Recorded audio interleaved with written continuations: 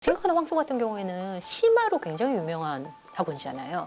초등식에 심화가 왜 필요하다고 생각하세요? 저는 이제 그 극심화, 그러니까 심화든 극심화든 그게 꼭 필요한 개념은 아니라고 생각하거든요. 그래요? 왜냐하면 대부분의 심화 개념들이 상급 과정의 것들을 끌어와요. 그러니까 초등에서의 심화 개념이라고 하는 것들은 대부분 중등 개념이고 중등에서의 심화 개념은 또 고등 개념이거든요. 그래서 어떻게 보면 그때 가서 만날 내용들인데 그걸 이제 끌어와서 하다 보니까 상대적으로 좀 더 어려워 보일 수 있는 거죠.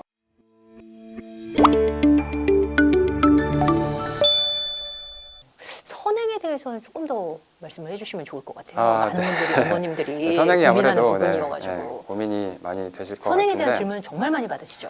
아무래도 제가 이제 선행을 하고 있는 학원에서 일을 하다 보니까 이제 그렇게 되고 저도 이제 그 초등학교 5학년 딸을 또 기르고 있기 그렇죠. 때문에 네. 이슈가 될 수밖에 없는데 네. 일단은 드리고 싶은 말씀은 좀 자유로워지셨으면 좋겠거든요. 선행에 대해서. 선행이라는 네. 개념에 대해서 선행이 마치 내 아이를 구원할 것처럼 그렇게 생각하시는 분들이 좀 있어요. 네. 그러니까 모든 어떤 이슈가 생길 때마다 선행을 안 해서일까요? 약간 이렇게 생각하시고 모든 처방이 또 선행으로 가는 이제 그런 경우도 있고요. 또 이제 반대로는 선행을 좀 약간 죄악시하는 그런 분위기도 있죠. 그러니까 이제, 그래요? 왜 그러냐면 사실 우리 때는 선행이라는 게 없었기 때문에 나는 선행 안 하고도 시골에서 서울대 갔는데 약간 이제 이런 마인드로 접근을 맞아요. 하시는 분들도 있고요. 부모님들 성향이 조금 더 극단적으로 네. 많이 가시는 것 같아요. 근데 저는 이 두 케이스 모두 조금 자유롭지는 않다라고 봐요. 그래서 사실 선행이 트렌드고 대세인 건 맞거든요. 그러면 이제 우리 때 없었다 하더라도 예. 선행이라는 게 뭔지 그리고 어떻게 진행이 되고 이제 거기에서 부작용은 뭐며 내 아이의 현재 상태를 봤을 때 네. 이제 어느 정도로 내가 선행을 들어가는 게 좋을지 이런 부분에 대해서는 이제 입장을 정리를 하실 필요는 있죠. 시기를 추천해 주시면 저는 언제로 이제 보세요? 초등 고학년인데 고학년. 예, 한 4, 5, 6학년 4, 5, 예, 6학년. 이 정도 선에서 물론 이제 아이의 상태에 따라서 다를 수 있다라고 보고 저 같은 경우에는 지금 제 아이 5학년인 상황에서 이제 좀 시작을 해보려고 지금 얘기를 하고 있어요. 선행을요? 네네. 그동안 안 하셨나요? 네, 지금까지는 좀 지켜보고 있었고요. 제가 봤을 때는 아직 준비가 안 됐다라고 판단했습니다. 네. 지금 강사님께서 재직하시는 그 강의하시는 학원이 생각하는 황소 굉장히 유명한 학원이잖아요. 독특한 수업 시스템으로 굉장히 유명한 학원인데 강사님의 교육관이랑 좀 맞는 부분이 있었다라고 말씀을 주셨어요. 어떤 부분에서 맞다고 생각을 하셨는지요? 제가 대치동에 처음 가야겠다고 마음을 먹었을 때 네네. 황소에서 말씀하시는 내용들이 제가 생각하는 방향하고 정말 잘 맞았거든요. 네.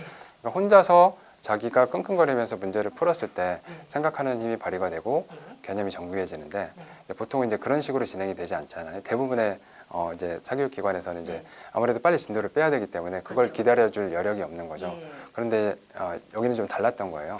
그러니까 생각하는 황소의 심장이 저는 자습실이라고 봐요. 자습실이요? 그러면 수업을 하고 친구들이 자습실 가서 문제를 계속 푸는 건가요? 네. 그러니까 자습실이 굉장히 크게 있거든요. 주변에 이렇게 자습실이, 교실이 이렇게 예. 다닥다닥 붙어 있는 이제 그런 모습인데 크다는 것은 그만큼 중요하다는 얘기잖아요. 거기서 학생들이 뭘 하냐면 생각을 해요. 수업 시간에 배운 내용을 가지고 바로 이동을 해서 자습실에서 1시간 50분 동안 15문제, 16문제 이 정도 되는 문제를 풀어요. 그럼 수업은 어느 정도나 하세요? 수업도 1시간 50분이고요. 그럼 한 네, 4시간 정도? 기본적으로 한 3시간, 4시간 있는다고 봐야 되죠. 네. 난도가 어느 정도인가요? 학생마다 좀 다른가요?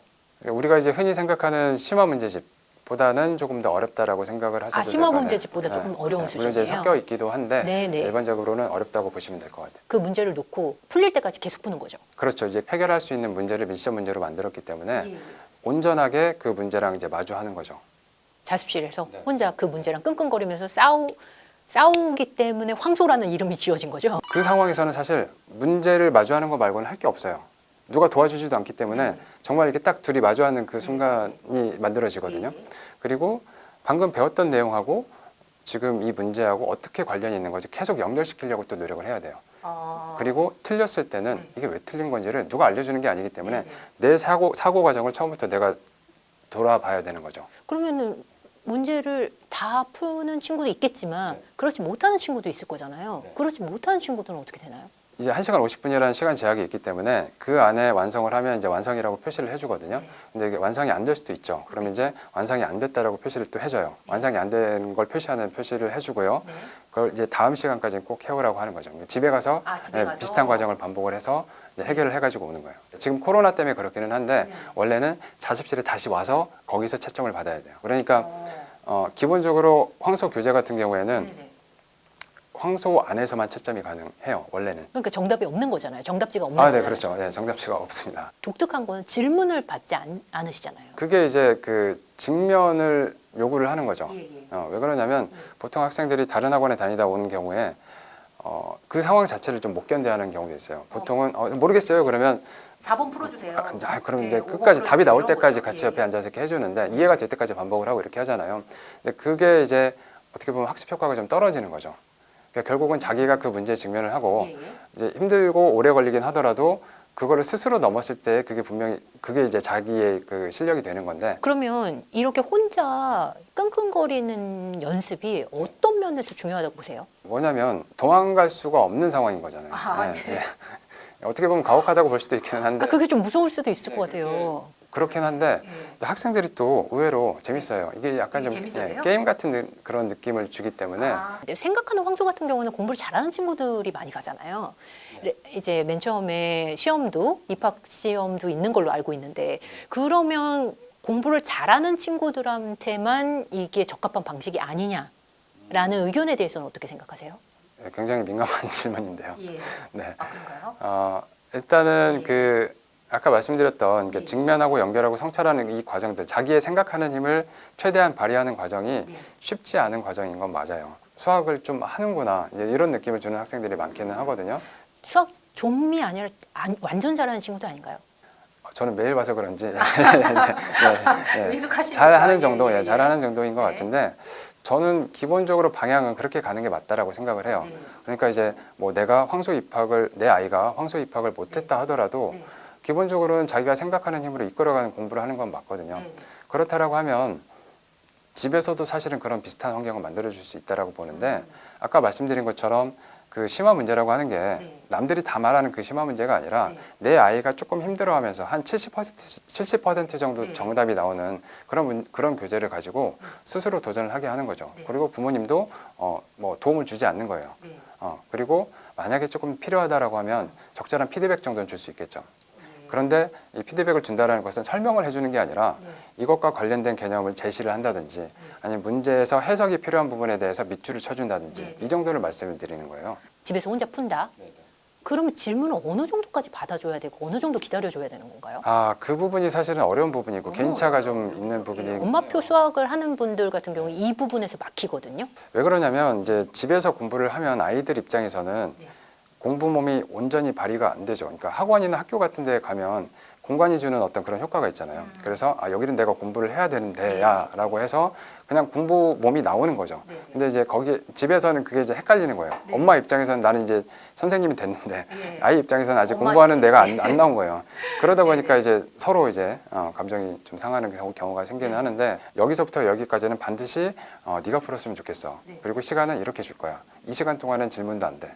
일단은 되든 안 되든 혼자서 좀 고민을 해봐봐. 그리고 참고 자료는 이 정도야. 여기를 봤으면 좋겠어. 이렇게 하는 거죠. 그럼 아까 말씀드린 것처럼 직면을 할 수밖에 없는 그런 상황이 되는 거죠. 쉽지 않을 것 같아요. 제가 봐도 쉽지는 않습니다. 그러면 자녀분이 있으시잖아요. 5학년 자녀분은 어떻게 조금 더 수학 학습에 있어서 어떻게 좀 지도를 하시는 편이신가요? 자기가 끌어가는 느낌. 그러니까 제가 지금 두 가지를 강조를 하는데 매일 꾸준히 공부를 했으면 좋겠다와 매일 꾸준히요? 그리고 자기가 끌어가는 공부를 했으면 좋겠다. 이거를 강조를 많이 해요. 그러니까 아무래도 본인이 하다 보니까 조금은 좀 서툴 수도 있거든요. 그러니까 제가 직접 지도를 해주지 않고 뭐 교과서라든지 뭐 문제집이라든지 이런 걸 보면서 그러니까 약간 독학 비슷하게 하고 있어요. 그러면 생각하는 황소를 다니지 않아요? 집이 멀어요. 그렇게 피해 가시는 걸로. 집에서 독학을 하다 보면 이제 구멍이 생길 수도 있기는 한데 자기가 이렇게 다뤄본 경험이 있으면 저는 이게 중등 과정을 갔을 때 분명히 자산이 된다라고 생각하거든요. 주도성이라고 하면 그러면 하루에 학습하는 시간이라든지 교재라든지 이런 걸 스스로 정한다 이런 말씀인가요? 그거를 완전히 자율에 맡기지는 않고 네. 이제 상의를 해요. 이 정도면 어떨까? 그리고 제가 부족하다 싶으면 좀 더 했으면 좋겠다 이렇게 얘기를 하고 본인이 해보고 나서 저한테 이제 이런 얘기를 해주기도 하고 이런 대화들이 저는 이제 공부를 끌어가는 힘이 된다라고 보거든요. 그러니까 주도성을 제가 강조한다라고 해서 그냥 방임하라는 얘기는 아니에요. 당연히 관찰을 하셔야 되거든요. 근데 개입을 실질적으로 어디까지 하느냐 이 부분은 조금 생각을 해보셔야 되는 거죠. 그러니까 아이가 이제 그 자기의 주도성을 침해받는다는 정도까지 들어가서는 안 되는 거죠. 근데 아이 입장에서는 쉬운 문제를 많이 풀고 싶어 할 거잖아요. 실제로 이제 그렇게 시도를 해요. 이거는 안 하면 안 돼. 이렇게 얘기를 하기도 하거든요. 근데 그런 부분들은 제가 설득을 하죠. 이걸 왜 해야 되고 이제 그 앞선 경험들을 이제 불러오면서 이걸 이렇게 했을 때 느껴지는 게 있지 않았었어. 그러니까 여기도 이 정도는 해봤으면 좋겠다. 그러니까 꼭 답은 안 맞아도 되는데 일단은 고민한 걸 가지고 답은 좀 그러니까 내려오는 노력을 해봤으면 좋겠다. 이제 그렇게 얘기를 하죠. 생각하는 황소 같은 경우에는 심화로 굉장히 유명한 학원이잖아요. 초등식에 심화가 왜 필요하다고 생각하세요? 학교에서 배우는 초등과정 같은 경우에는 사실은 그렇게 깊은 내용까지는 아닐 수 있거든요. 그런데 쉽게 다룰 수 있는 그런 학생들이 있어요. 아무래도 이제 표준 교육 과정을 뛰어넘는 학생들이 있을 수도 있는 거죠. 이제 그 학생들 같은 경우에 좀 더 뭐랄까 지적 유의를 줄 수 있는 그런 어떤 생각의 재료들이라고 보시면 될 것 같아요. 예. 그래서 저는 이제 그 극심화, 그러니까 심화든 극심화든 그게 꼭 필요한 개념은 아니라고 생각하거든요. 왜냐하면 대부분의 심화 개념들이 상급 과정의 것들을 끌어와요. 그러니까 초등에서의 심화 개념이라고 하는 것들은 대부분 중등 개념이고 중등에서의 심화 개념은 또 고등 개념이거든요. 그래서 어떻게 보면 그때 가서 만날 내용들인데 그걸 이제 끌어와서 하다 보니까 상대적으로 좀 더 어려워 보일 수 있는 거죠. 그러니까 이거를 끙끙대면서 즐거워하는 학생들한테는 당연히 도움이 되겠지만 오히려 끌어왔기 때문에 역효과가 날 수도 있는 거예요. 제때 했으면은 즐겁게 할 수도 있었을 텐데 다들 해야 된다, 심화까지 해야 된다라고 하니까 하다 보면은 오히려 부작용이 생길 수도 있는 거죠. 가능하면 저는 심화를 하는 게 좋다라고 생각해요. 약간 좀 그 부하가 걸리는 느낌 이걸 하는 게 좋기는 한데 자칫 잘못하면 이제 부모님들이 이 말씀을 오해를 하시면 무조건 해야 된다라고 받아들이실까봐. 그게 아니라 아까 말씀드린 것처럼 계속 아이의 공부 몸을 체크를 하는 거죠. 그러니까 거기에 걸맞는 약간 좀 버겁긴 하지만 그래도 하다 보면 할만해 하는 느낌이 되는 정도까지 그 정도 진행을 하시면 좋을 것 같아요. 결국 만나는 데는 고등학교 과정이잖아요. 고등 수학 과정이잖아요. 빨리 도착하느라고 신경을 쓰느라고 어떤 상태로 도착하는지를 놓치는 경우가 많아요. 그러니까 도착을 했는데 공부 몸의 상태가 굉장히 안 좋은 거죠. 이제 본격적인 싸움을 해야 되는데 이제 그런 답답한 경우가 있을 수 있기 때문에 이 부분을 체크를 하면서 이제 진행을 하셔야 된다는 거고 그게 이제 심화에도 적용이 되는 거죠. 30살이 넘으셨을 때 수능을 한 번 더 보셨다고 알고 있어요. 그 수능을 보면서 다시 학습에 대해서 많이 관점이 달라졌다 이런 표현을 하셨는데요. 그 부분에 대해서는 설명 좀 부탁드릴게요. 어렸을 때 봤던 수능은 사실은 그냥 봐야 돼서 봤던 건데 이제 나이가 들고 나니까 좀 새롭게 보이는 부분들이 있었어요. 수능을 보기 위해서 이런 게 필요하다. 그러면 그거를 위해서 중학교 때는 뭐가 필요하고 초등학교 때는 뭐가 필요한지 이렇게 단계적으로 내려오게 되더라고요. 그래서 저의 결론은 어떻게 보면 공부 몸이 되는 거죠. 그럼 부모님들이 좀 수능 한번 보셔야 될까요? 전혀 그렇지 않습니다. 굉장히 힘든 과정이기 때문에 추천해드리지는 않고요. 제가 이제 지향점을 말씀드릴 수 있게 되는 것 같아요. 사교육 처음 시작했을 때 가장 이해가 안 됐던 부분들이 부모님들이 점수에만 많이 신경을 쓰시는 거죠. 그러니까 중학교 내신 성적에 너무 이렇게 집착을 하시는 걸 보면서 이게 무슨 의미가 있지라는 생각을 처음에 했었어요. 수능의 관점에서 봤을 때 지금 이 점수에 집착하는 건 의미가 없고 사실 마음만 먹으면 점수 올리는 건 큰일이 아닌데 그리고 점수가 올라가면 실력이 올라가느냐 그건 전혀 아니거든요. 그러니까 나중에 마주할 현실을 봤을 때 지금 의미 있는 작업을 해야 될 텐데 이제 약간 엉뚱한 것을 보고 있다 이제 정말로 답답한 케이스를 많이 봤거든요. 그래서 아이도 힘들고 부모도 힘든데 성과도 나지 않고 오히려 좀 관계도 망가지고 아이의 학습 상태도 좀 무뎌지는 이런 케이스들이 많아서 그러니까 제가 기억이 나는 학생 중에 한 명이 유난히 성적에 집착을 해요. 이게 학원 성적인데도 불구하고 자기가 몇 점을 맞았고 몇 등을 맞았고 심지어 이제 반에서 받는 포인트가 있거든요. 그러니까 좋은 질문이나 좋은 답변을 했을 때 받는 포인트가 있는데 이제 그 포인트를 따려고 막 혈안이 돼 있는 그런 친구가 있어요. 근데 이 친구는 제가 보면 평소에 그렇게 수업에 집중을 하지도 않아요. 그리고 제가 원하는 이건 이렇게 했으면 좋겠다는 것도 하지 않거든요. 그럼에도 불구하고 계속해서 그런 어떤 곁다리에 해당하는 그런 내용들에만 계속해서 관심을 가지더라고요. 수학 잘하는 아이들을 보시면서 이들한테 나타나는 좀 공통점 자기 자신의 상태에 대한 느낌이 좀 분명한 경우가 많아요. 이게 무슨 얘기냐면 무언가를 안다라고 했을 때 그 느낌에 대해서 굉장히 기준이 높고 자기만의 확실한 감각이 있는 거거든요. 아, 이 정도가 됐으면 나는 안다라고 얘기할 수 있다. 이게 있는 거죠. 어제 제가 수업을 할 때 이제 어리막이 수업을 했었는데 학생들끼리 이런 얘기를 해요. 아, 나는 버리면 알겠는데 올리면 잘 모르겠어. 혹은 아, 나 반올리면 잘 모르겠던데 이런 얘기를 하거든요. 근데 보통 많은 초등학생들이 굉장히 자신감이 차 있기 때문에 자기 학교에서 분수를 배웠다 그러면 나는 분수 알아 이렇게 생각을 한단 말이죠. 그런데 잘하는 학생들 같은 경우에는 내가 안다라는 그 느낌이 분명히 있어요.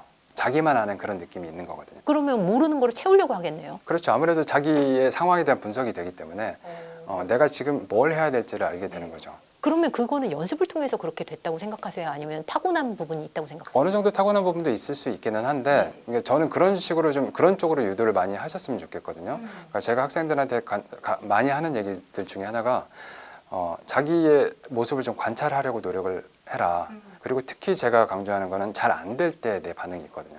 그러니까 뭐 문제를 틀리거나, 그렇죠. 문제를 틀리거나 아니면 뭐 이해가 안 되는 상황에서 내가 어떻게 반응하는지를 보면 좀 비효율적으로 움직이는 경우가 되게 많아요. 그러니까 뭐 그냥 괴로워한다든지, 그냥 막막하게 가만히 있다든지, 아니면 뭐 게임이라든지 다른 쪽으로 도망가려고 한다든지 이런 식인 거라는 거죠. 근데 생각한다라는 건 사실은 대단한 게 아니라 그냥 거기에 직면을 하면서 연결하려고 노력하고 안 되면 다시 성찰해보고 이 과정이거든요. 그러니까 이거가 아닌 다른 거를 하다 보니까 힘들어지는 거예요. 초등 시기에 학습에 대한 고민들이 굉장히 크신 것 같아요. 특히 수학 공부에 대해서 많은 부모님들이 고민을 많이 하시거든요. 이런 부모님들을 위해서 오늘 못다한 말씀 포함해서 마지막으로 조언을 좀 들려주시면 감사하겠습니다. 초등 과정을 마무리하는 시점에서는 초등에서 이슈가 될 수 있는 그런 부분들을 좀 점검을 해보셨으면 좋겠거든요. 분수나 소수의 나눗셈 같은 경우에 이제 그 식을 세우는 과정도 힘들고 거기에서 이제 답을 찾아가는 과정도 좀 힘들어해요. 그다음에 약수와 배수, 그다음에 도형 어렵지 않아요? 도형도 당연히 이제 살펴봐야 되고요. 그다음에 비와 비율, 비례 배분 뭐 이런 부분들 한번 꼭 점검을 해보셔야 돼요. 그게 이제 중등 과정으로 넘어갈 때 도움이 되실 거고요. 그다음에 이제 중등 과정을 만약에 시작하신다고 하면 1-3 과정, 그러니까 중학교에 가서 처음 만나는 그 학기예요. 이제 여기에 좀 공을 많이 들이셨으면 좋겠어요.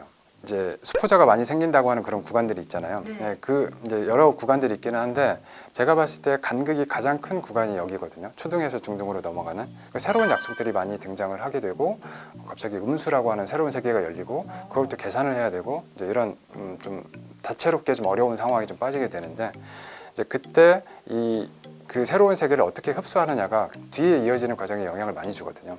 그래서 약간 좀 시간이 걸릴 수도 있는데 그 과정을 잘 해나가는지를 좀 관찰을 좀 해보셨으면 좋겠어요. 네, 오늘 류유 강사님의 말씀이 초등 학습, 특히 수학 학습에 대해서 고민하는 많은 학생과 학부모님들께 도움을 주신 것 같습니다. 장시간 귀한 말씀 감사합니다. 감사합니다.